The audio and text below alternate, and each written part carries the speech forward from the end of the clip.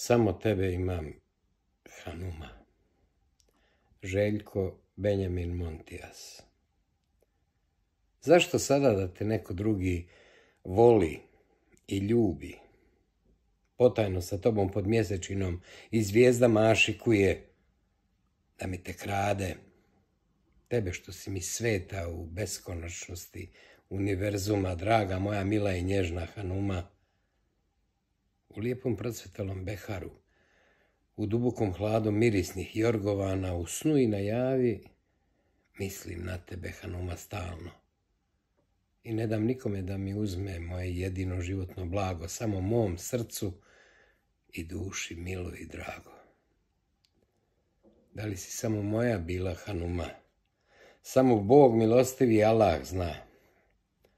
On što nas vječito gleda s nebesa i neko srce tvoje što je učinilo Božje znanje sa planinskih medresa.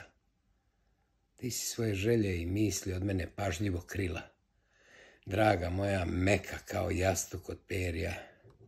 Najljepša sliko iz starog albuma. Draga moja voljena i jedina Hanuma.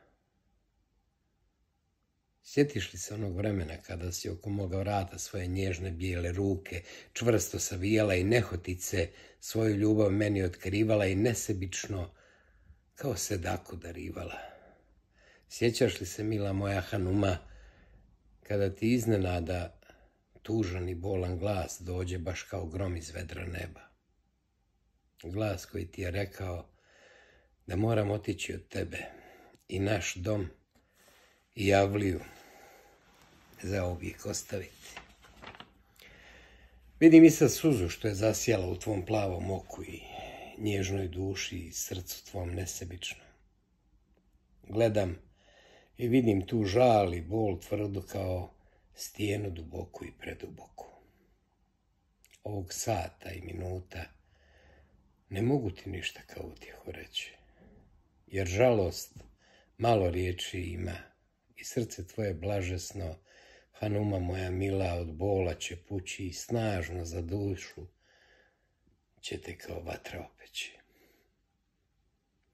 Od onog dana kad sam se oprostio od tebe, odrekao sam se svih ovo životnih draži, milina i radosti.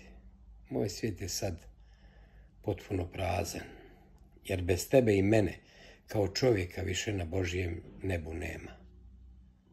Sada sam kao cvijet bez jutarnje rose koji trune i naglo vene. Kada će moj jadi proći i otopiti sa moga srca led?